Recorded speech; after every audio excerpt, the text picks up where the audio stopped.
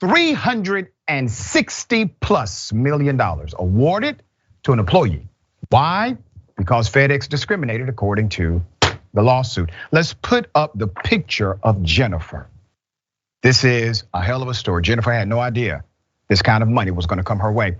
A Texas jury has returned a verdict of more than $360 million to a former FedEx employee who said the company engaged in retaliation because she complained about racism. Jennifer Harris is her name. Alleged in her lawsuit that she was hired by FedEx as an entry-level inside sales rep. This was back in 2007. She rose through the ranks, receiving 6 promotions and eventually rising to the rank of district sales manager. Her sales team was one of the best in FedEx. Things changed, however, March 2019.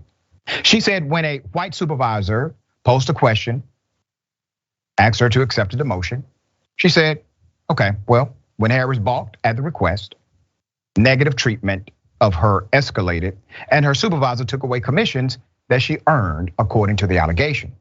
A white HR advisor allegedly said, and I quote, "Just go on with your job, it'll blow over." When she complained to HR of alleged discrimination, Harris added, FedEx responded by telling her that her job performance was subpar and then terminating her employment in January of 2020 after a sham investigation.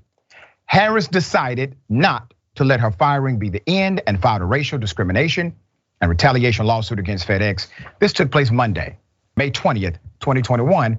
The lawsuit alleges FedEx failed to follow its own policies prohibiting discrimination and prohibiting retaliation. The jury agreed. A Texas jury believes Harris and her claims of discrimination and retaliation and decided to send a strong message by ordering FedEx to pay Harris over $360 million in damages. The quote is from the attorney.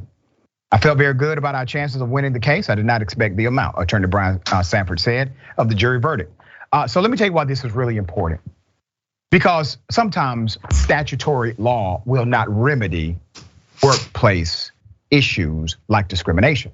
We can have all the laws in the world. We can have great policies.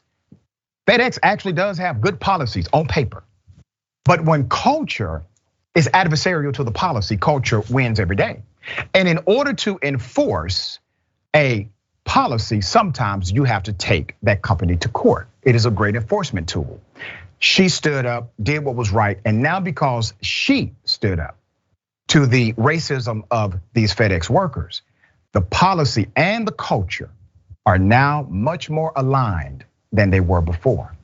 Sometimes it takes leadership like this in order to create avenues for other people. What she has done has not only benefited her, but it has benefited a generation of employees and managers she would never meet.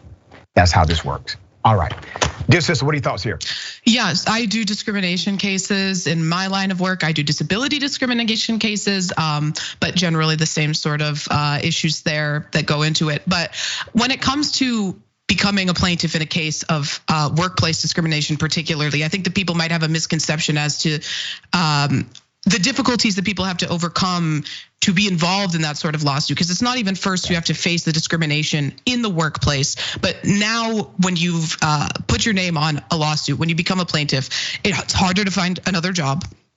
You're gonna get harassed by that company and be bogged down in litigation for years, and you might not see a payoff in the end. And I'm so thankful that this worker was brave enough to come forward to engage in this lawsuit, and I'm glad that she reaped the rewards of that, and that there will be better policies, better working conditions for people to come afterwards, because it is really hard to step up and put yourself in that position in the first place. There it is. Well said.